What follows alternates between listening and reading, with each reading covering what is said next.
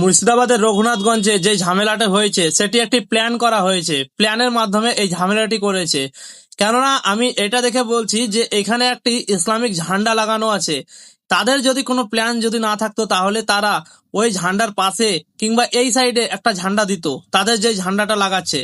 কিন্তু তারা সেটা না করে তাদের এই ইসলামিক ঝান্ডাটা ফেলে দিয়েছে, মুসলমানদের এই আগে থেকে লাগানো ঝান্ডাটাকে ফেলে দিয়েছে, তারপরে ওইখানেই তারা নিজের ঝান্ডাটা লাগাচ্ছে। তো আমি তাদেরকে বলতে চাই, যদি তাদের নিজের ঝান্ডা লাগানোর কোনো ইচ্ছা ছিল তো তাহলে তারা পাশে ঝান্ডাটা লাগাতে পারতো, কিন্তু সেটা করেনি।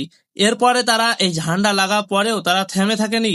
কেননা জঙ্গিপুরের রঘুনাথগঞ্জে যত ফলের দোকান এবং রাস্তার সাইডে যত রকমের ফলের দোকান আছে সব ভাঙচুর করে সমস্ত ফল তারা নিচে ফেলে দিয়েছে। এমনকি একটা ভ্যান পুড়িয়ে দিয়েছে, কিছু দোকান পুড়িয়ে দিয়েছে। এমনকি ওখানে দেখা যাচ্ছে যে এক ব্যক্তির কাছে হকি টকি ফোন আছে। তো হকি টকি ফোন কোনো সাধারণ মানুষের কাছে থাকে না, এটা থাকতে হলে একটা লাইসেন্স লাগে।